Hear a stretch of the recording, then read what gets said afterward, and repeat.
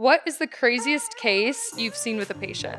So there's skin conditions called a toxic epidermal necrolysis, which is one of the biggest dermatologic emergencies where your skin can come off in sheets. What? Come off in What do you mean? What do you mean? Sheets? Like, what do you mean? if you touch your skin, you can actually No kind of way. slough it off. Yeah. Not the way I do. It's getting late September, and I still think about you. Hi, everyone. Welcome back to our podcast. My name is Callie, and today we're diving into a topic that affects millions: sensitive skin. What does it look like? How can you tell if you have it? And most importantly, what is the best way to treat it? So naturally, we're calling in an expert. With us today is Dr. Aanand Geria, board-certified dermatologist, an expert in many things, including sensitive skin. So we're very, very excited to have him. Welcome, Dr. Geria. Thank you. I'm honored to be here. Yes. So before we get into the topic, we kind of like to get to know our derms a little bit. So what is something that you're excited about right now, either personally or professionally? I have so many things going on. Professionally, I own my own practice. We just opened up our third location. Which is beautiful, by the way. I've been to it in New Jersey. So if you guys are in the New Jersey area, you definitely need to check it out. It is fabulous. Thank you. So we just always looking to grow business and then also professionally working on social media. So excited to have this platform to educate and correct misinformation. And I think it's great that dermatologists have this opportunity, Yeah. as well as personally building a home right now. I have two Oh, little kids. yes. So it's very exciting watching them grow up, and I Aw. love it. And I've also seen the pictures of the little kids too, and they're very, very cute. Your daughter, she's 7 months. 7 months, Her yes. name's Sona. Yeah. Very, very cute. Very cute. So what made you want to get into social media? When did you kind of start that whole So journey? I just saw a lot of misinformation Mm-hmm. online, a lot of things just being thrown out there Mm-hmm. with very little evidence, just factually incorrect things. And patients were bringing it up when they Yeah. came to see me, Right. and they're showing me what they're taking their phone out in the exam rooms and they're saying, well, this person says this and this person says that. And it's I had to then say, well, we as dermatologists, we're the ones who are treating skin diseases. We should actually also be on social media and educating, but also correcting Mm-hmm. misinformation. So we can't complain about misinformation if we're not doing something about it. Right, right. So And that's the whole purpose of this podcast too, is to kind of debunk myths and get the right information out there to our consumers. And so that's why it's so important to have our derms like you to come on board and be, the experts in skincare. So very excited to have you. So next question is, what is one skincare mishap you've had in your life? Surely you've had one, even though you're the yeah. expert and you give all the advice. We all slip up every now and then. Right. So this is a big one, actually. So when I was in residency, at the Hmm. dermatology residency, I did that in DC. At the end of residency, you have to take your board certification, and it's basically, one of the biggest exams you'll ever take in your life. That's what'll what will allow you to call yourself a board certified dermatologist, and it's super important, and so very stressful studying for that exam. And during that process of studying, I noticed that I was losing hair. And I'm thinking, oh my gosh, I'm studying and now I'm losing hair. So that just caused more stress. And so Yeah. so I thought I was experiencing some, male pattern balding. And so I went and I got some minoxidil solution, started putting it in my scalp. Uh-huh. And it turns out I was allergic to one of the ingredients. And so I developed this Wait, no itchy, way. scaly, blistering rash in my scalp that was just, I mean, excruciatingly itchy. That's And the thing crazy. is, I didn't even realize it was that. I thought it was my shampoo, conditioner, and so this lasted for weeks. No And way. That's wild. yeah. So So then you could, I guess, you can have sensitivity in your scalp, not just like your skin, but your scalp Yeah, too. yeah. I mean, your scalp is your skin. Yeah. Yeah. I mean, it has hair on it, but it is essentially your skin. So I found out that I was allergic to propylene glycol, which is a very common ingredient in skincare. I didn't realize it at that time. I just knew I was allergic to the product, Hmm. so anyways, I stopped the product and everything went back to normal. And then it happened again, probably about 10 years later, right before my med school reunion. Same thing, I put a product on my face and I had a really bad reaction to it. So Wow. yeah, it can happen. That's crazy. Okay, well, this is honestly the perfect segue into today's topic because we're talking about sensitive skin, uh, how to identify if you have it or not. I Hmm. feel like, especially with that, so many people experience, like even right now, I've been like losing hair, and I would never even think that it would possibly be my shampoo or conditioner or anything like Right, that. right. Um, And it turns out it actually wasn't. It was all stress related. It okay. wasn't like hormonal male pattern hair loss, but it's true that stress can cause hair loss if the stress is bad enough. Okay. Okay. Yeah. Well, it could be that too. Could be a lot of things. Honestly, I would prefer that than knowing that the products that I'm using are like singeing my scalp. Um, but okay, so for those that are watching that maybe they don't know if they have sensitive skin, like we hear this term a lot, right? Like a lot of products are advertised for sensitive skin, but maybe some people don't even know that they have it. Maybe they're experiencing some other issues that, they think is something else. So, how do you typically define sensitive skin? Yeah, so it's going to be sensitive skin is basically a tendency for the skin to experience dryness, irritation, rough texture, and oftentimes a compromised skin barrier. Okay. So for compromised skin barrier, like how for those that don't know what that Hmm. means, what does that, So entail? compromised skin barrier is like the hottest thing right Yeah. now in all of skincare, and it's Mm-hmm. been like that for a couple years actually. So when we say compromised skin barrier, we mean so basically the top layer of skin is called our stratum corneum, Okay. and that's quote unquote the dead layer of skin. And so we can think of that as something that looks like a brick and mortar, like it looks like a brick wall. Okay. The skin cells are the bricks, and the mortar is lipids, okay, or like fats. Our bodies, our skin's natural fats, okay? And so those fats are and lipids are very important for making a seal for the skin, for Okay. keeping the good stuff in, mainly water, okay, and keeping the bad stuff out, like pollution, irritants, allergens, as well as microscopic pathogens. Okay. So if our barrier is compromised, it means those two things. Water is leaving, okay, so we're desiccating, Mm-hmm. okay, as well as harmful things that we don't want are entering the skin. So our skin is more permeable or porous. Okay. And when those things get through that our force field, which is our skin barrier, then that's where the skin starts experiencing problems and our immune system gets overly excited. Okay. So then how would someone know if they have a compromised skin barrier? I guess it'd just be they're feeling irritated. Is it tight Yeah, so or it's going to be a lot of things. You're going to see redness, tightness. You're going to feel oftentimes a burning sensation, hmm. tingling sensation, pins and needles after doing your skincare routine. So those are all just some general signs. Okay. So what would be some triggers for that? Like, maybe someone has overall relatively healthy skin, but suddenly they're experiencing these symptoms. What Hmm. are the different, I guess, types and triggers for sensitive skin or a compromised skin barrier?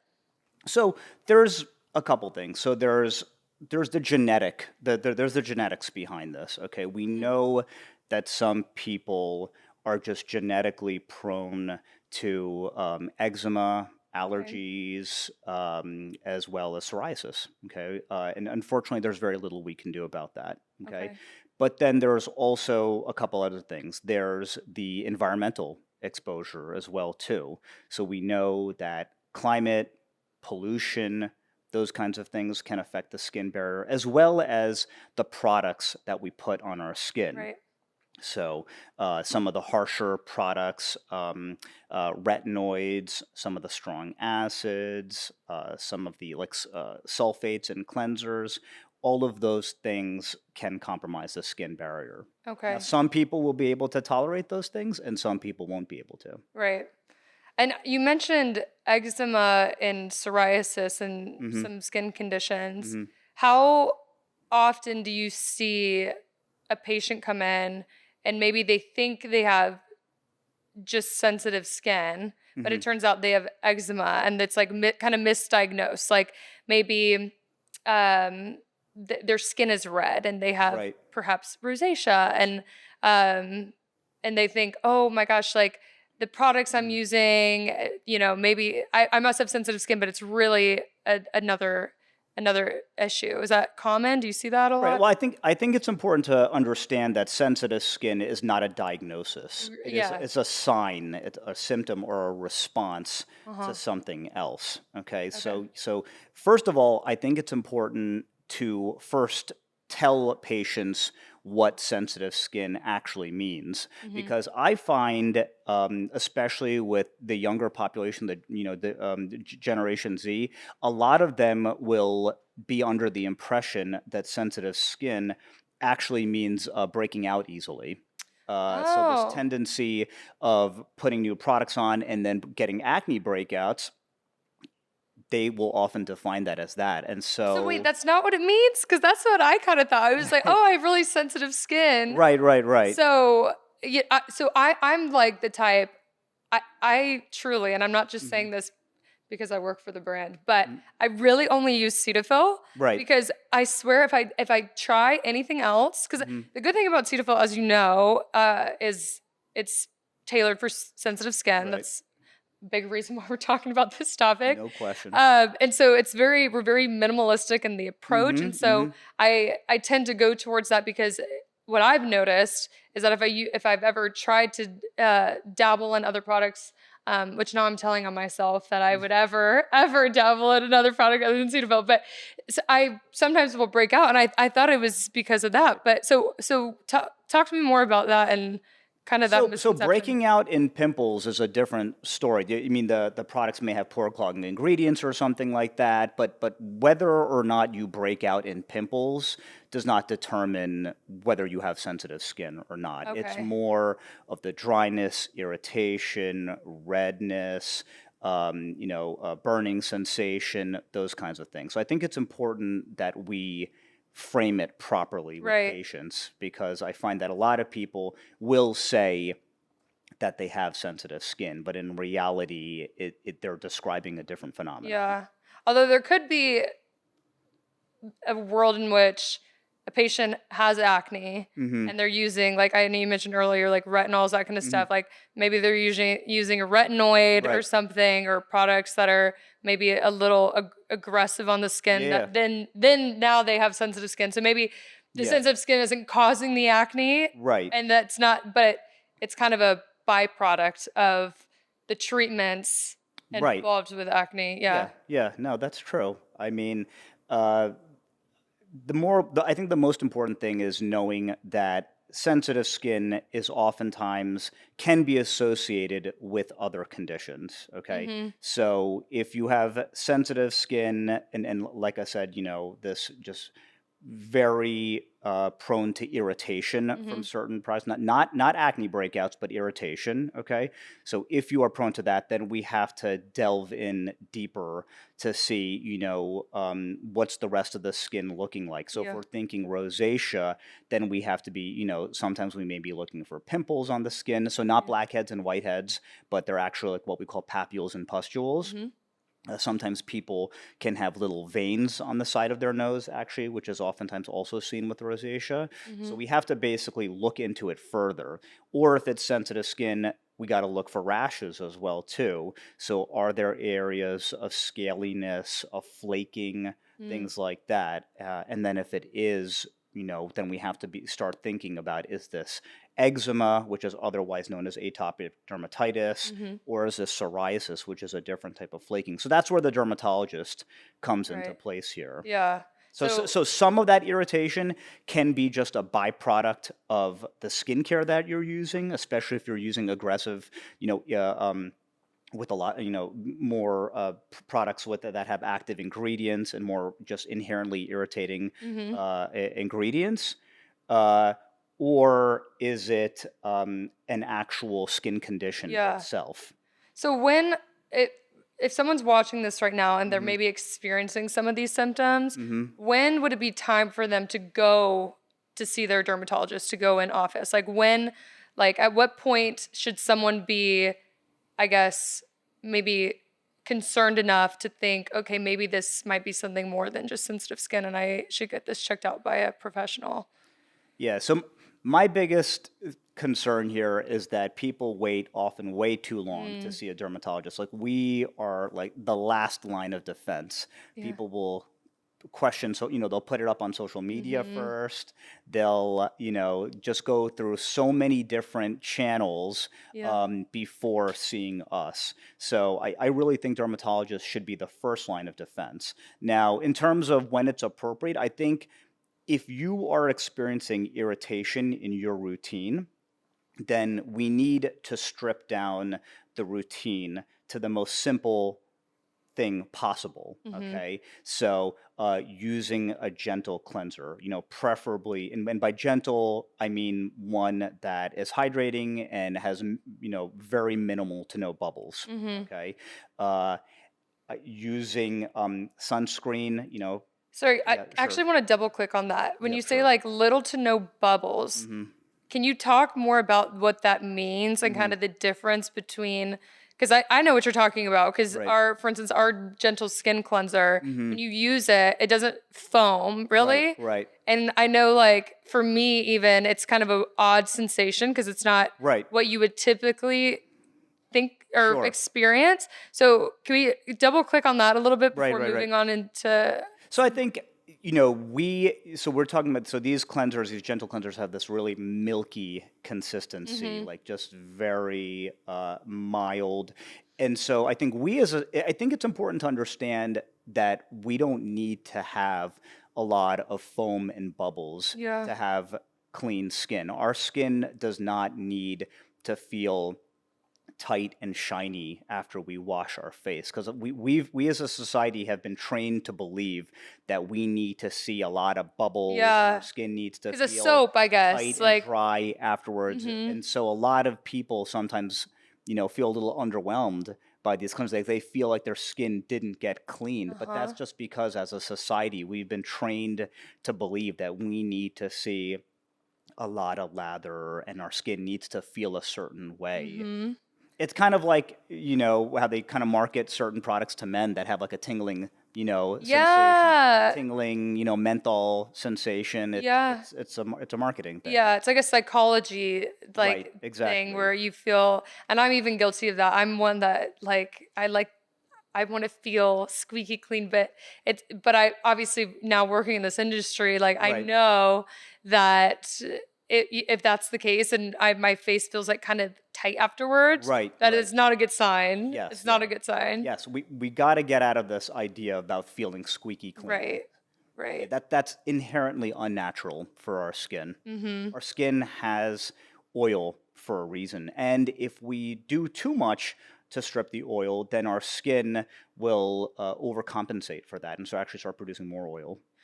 Interesting. Okay, so that I think is a common misconception. I think a lot of people think that if you have oily skin, Hmm. they don't need to moisturize. Like, because they're Hmm. they're like, "Oh, my face is so greasy, it's so hydrated already.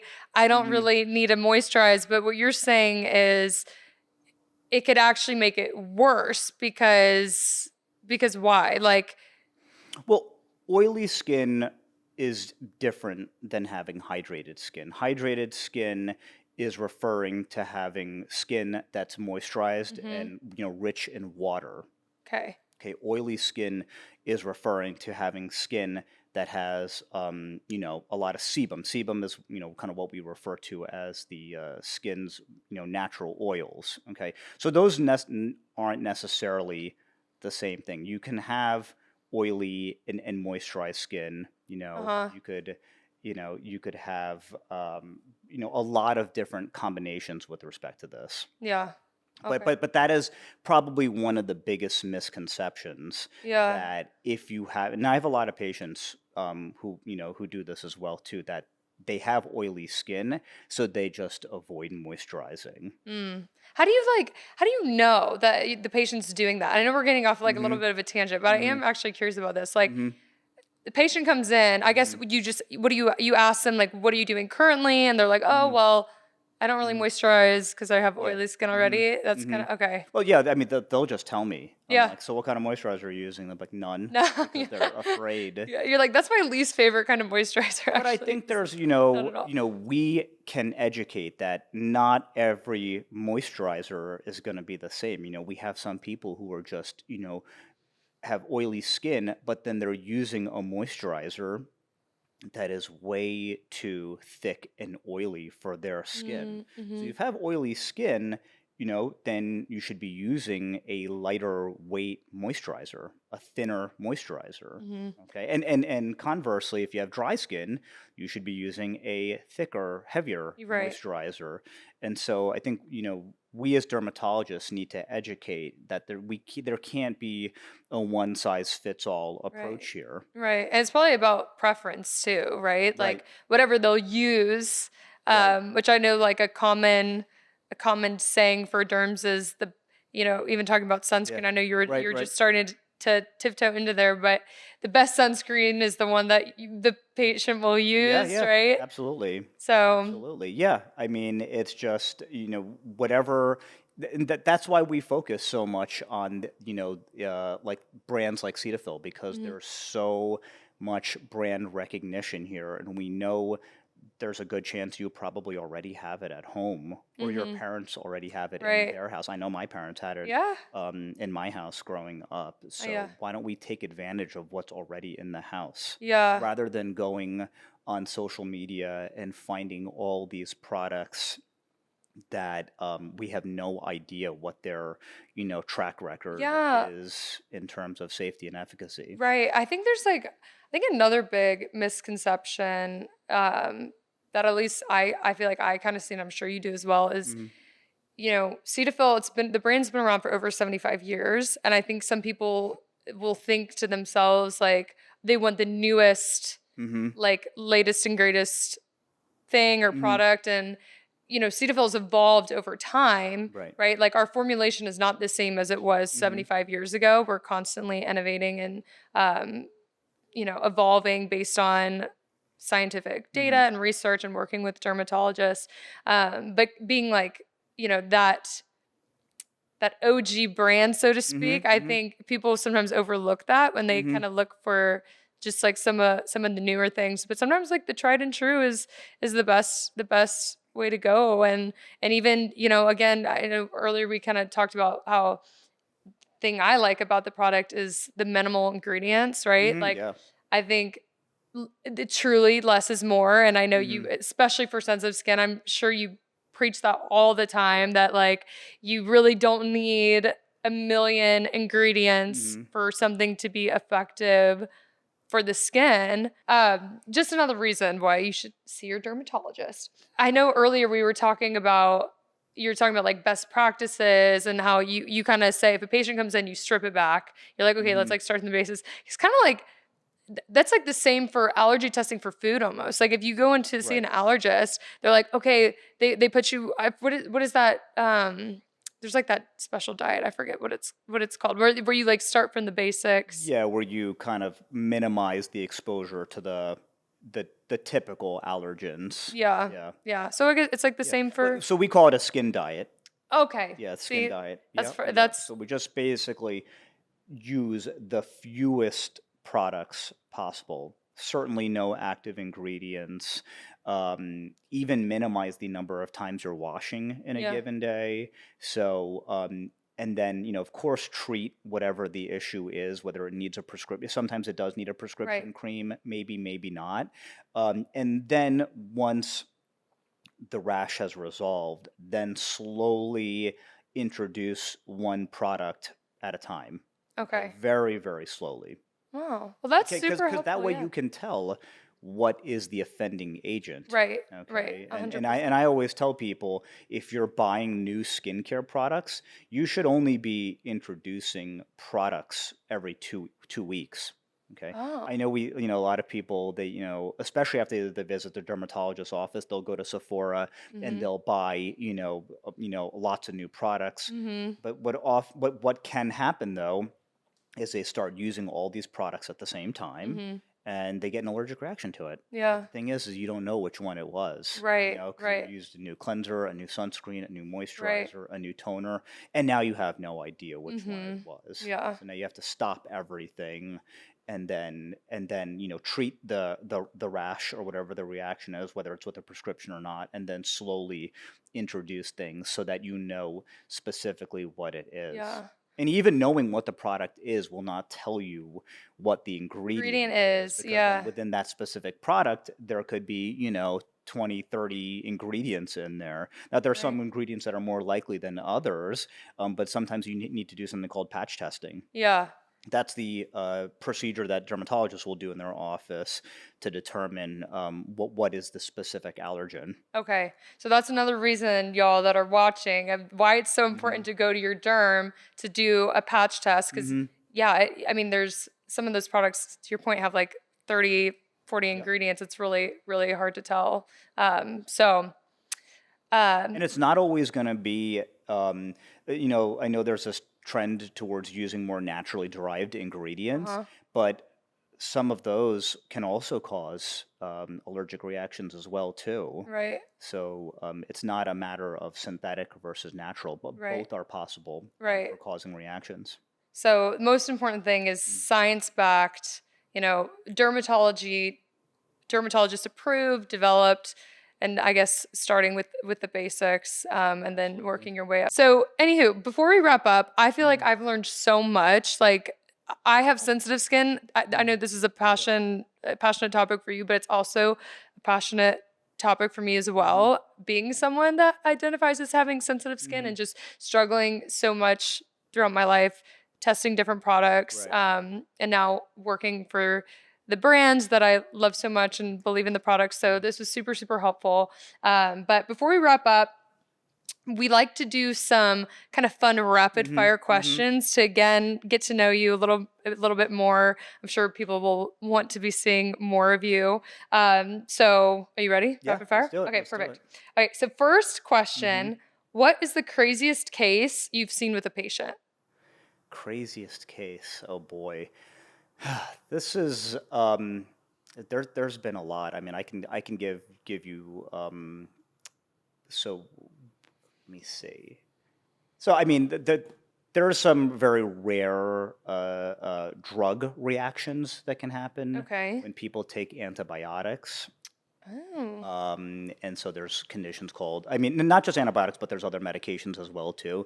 So there's skin conditions called like toxic epidermal necrolysis, which is one of the biggest dermatologic emergencies where your skin can come off in sheets. what? Like yeah, come off in like yeah. What do you mean? What do you mean? Sheets? Like, what do you mean? Like yeah, if you touch your skin, you can actually like No kind of like way. slough it off. Yeah, and so And the it's only way you would know is if you took, like, you can't like pre-screen for that, or well, no, I you mean, find out this the is a hard way. serious issue, so these people will usually show up in the emergency room. Yeah, but I'm saying, like, could you test beforehand? Like, how do you, There like, are some factors, some genetic associations that may make it a little bit more likely that can happen, but in general, it's hard to know if somebody's going to experience that. So, but anyways, it's an adverse reaction to certain medications, and these people will usually show up into the emergency room, and and there is a certain mortality rate with it. People can lose a lot of their this is the importance of the skin. If there's any condition that that's shows the importance of crazy. the skin is this, because if you don't have this, what we call the epidermis of the Mhm. skin, then remember what I said, all the good stuff isn't being kept Yeah. in like water, and so your skin desiccates, okay? And then all the bad stuff gets in like, microscopic pathogens, bacteria, virus, fungus, and things like that. And so you get risk of infections, you get thermoregulatory issues, okay? Because the skin is very important for maintaining your body's temperature. Mm-hmm. So we oftentimes, have to deal with that as well too. So these patients are generally treated as like burn victims, basically. Yeah, so that's Wild. one of the most serious conditions that a dermatologist will treat. Golly. I had no idea. That's Yeah. highly Yeah. So a terrifying. lot of people, think that dermatologists, we just, work week, just very regular hours and don't see serious skin conditions, Yeah. but it's really, it can, and maybe there is some truth to that, but there are some very serious conditions Right. that can occur. And Yeah. so when I take call at the hospital, I take call at the hospital, believe it or not. And Yeah. so there's a dermatology residency program, and they get involved to see the patient. I come to the hospital Mm-hmm. and into the emergency room sometimes, and we have to come up with a plan. So it's not common that dermatologists have to Yeah. go Well, to the God, I hope ER, not. but That but sounds but terrifying. but but it does happen sometimes. Yeah. Well, Yeah, I mean, the skin's the biggest organ in the body, so yeah, it's very important. yeah. Wow. Jeez. And I was not expecting that, but fascinating. Another thing that you learned today. Okay. What is the most common skincare mistake you see people make?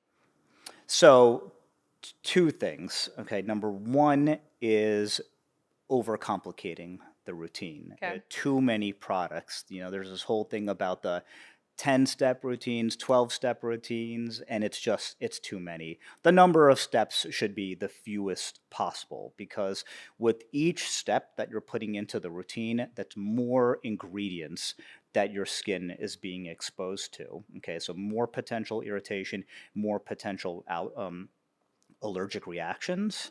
And it also, sometimes those ingredients may not interact with each other properly as well too. Oh, I didn't So even think of yes, that. Yeah. yeah, because not always, things don't always play nicely with each other. So we have to be careful. So I think one of the trends in 2025 is going to be just simplifying skincare. Right. Okay, just I think that's super super important. Okay, and second thing is, like I said, is just waiting too long to see a dermatologist. We've seen a lot of, it's very frequently where I'll see situations where people have just unnecessarily suffered from a certain skin condition, whether it's, loss of sleep, loss of self esteem, lifelong scarring, Mm-hmm. because they've waited too long. And like I said, I think dermatologists should really be the first line of defense. Okay. This is a fun question. Uh, So, what is your favorite show right now? Okay. So I'm really boring, and I actually watch very little to no No, that's TV. not boring. That means that you have a life. I clearly don't because all I do is watch TV all the time, literally Yeah. all the time. So you don't Yeah. have any favorite shows? So I mean, I like Homeland, okay, but that was from a Okay. long, long time ago. I like Okay. National Geographic. I like the news. We're on the totally different vibes, Yeah, my yeah, I friend. know, I know, Oh I my know. gosh. So for me, I would rather like listen to like an audiobook, a podcast, connect with friends. Like I said, I have two little kids, Yeah. so spending time with them. But once again, I'm a business owner as well too. I Yeah. have a practice. I employ, I have employees as well too. So I'm always thinking kind of like, what can I do to make the practice better? I'm Yeah. always thinking of just, you have that, you wear that entrepreneurial hat as Mhm. well too, and it's very hard to turn that off. So even if I try to watch something, it Mhm. ends up devolving into me being on my phone, Yeah. shooting, sending messages on Slack and checking emails, which is really bad thing as well too, because you do have to unplug. Yeah. And then there's the social media aspect of it as well too, Yeah. because you have to, you want to create content, you want to get ideas for creating content. Mhm. So a lot of the time, instead of watching TV, I'll just scroll a little bit. Yeah. I try to keep it to a little bit, just to stay, relevant, because we want to see what's trending in skincare. We have to Yeah. stay on top of those things. Okay, because if I don't know what's going on, then I'm not going to be able to relate to my Yeah. patients. God, I need to get it together. I probably watch way too much TV. No, You're like, listen. yeah, I'm an entrepreneur, dad, like own a business, all the things. I'm like, I have no problem unplugging from work. I'm like, turn on the TV, good to go. But that's amazing. I love that. Respect that answer a lot. Thank you. Okay, what is your favorite quote or mantra? So I have a couple, but probably one that I like the best is you are the average of the 5 people you spend the most time with. Okay. Oh, So it's kind of so what I mean by that is that if you surround yourself with people who have negative energy, who are bringing you down, that's going to rub off on you. yeah. You should surround yourself with people who are going to uplift you, who are going to make you a better person, and you're going to learn and grow from them. Right. So I need to spend more time with you then, because then that average out, I'll watch less TV, I'll know more about dermatology, and yeah, you would be I'd a love good to spend more time with good you. yeah, more Totally. time is good. It'll all average out. Last question. What is your favorite self-care ritual outside of skincare? So I feel like nothing makes me feel better than just a full night of sleep. I know it's another boring answer Yes. here, but full night of sleep, especially with hopefully no alcohol the night before because that definitely impacts your sleep. Okay, so if you can get a full night's sleep, that's going to feel a lot better than almost anything. It just I'm speaking from my personal experience. Yeah. And we know that sleep is going to then have a good effect on your skin as well too. Right. Lack of sleep will then lead to more stress, and stress will then have a negative impact on your skin. Okay, the second thing is exercise Yeah. as well too. Okay, that is especially when you're an entrepreneur and you have kids, like exercise is just something that I feel guilty for doing it, but I shouldn't feel Yeah. guilty because I know this is important for longevity and Right. keeping my mind sharp as Right. For well your too. kids and So, showing up. Yep. so, 100%. so I do kind of consider it kind of like a self-indulgence to a certain degree, Yeah. but it's a necessary one. Yeah. Gosh, I know, amazing. another little bit of a boring answer, but No, it's great. Are you kidding? Like you're so put together. I'm like aspiring to be you. Yeah, this has been so and I also helpful. like the Theragun too. If you Oh, can a do one of the Theragun Theragun. massaging things, I yes. do have a Theragun. I don't really use it, but I do have one. There you go. I should probably use that more. I should sleep more, exercise more, and then afterwards use my Theragun that I did You'll pay love it. money for. Yeah. Dr. Geria, this has been truly amazing. I have loved getting to learn more about you and overall sensitive skin. As someone that has sensitive skin, I feel like I've learned so much. Working for Cetaphil, I feel like I know quite a bit already, but you just completely went underneath the surface. No pun intended. It was a pleasure. And really, I was able to learn a lot. So this was super helpful. For those of you watching, if you or someone you know struggles with sensitive skin, please be sure to share this video. If you'd like to see more of Dr. Geria, which I'm sure you do, you can find him on Instagram at Dr. Geria. And we will see you on the pod with our next expert for more skin tips. So we'll see you then. Bye.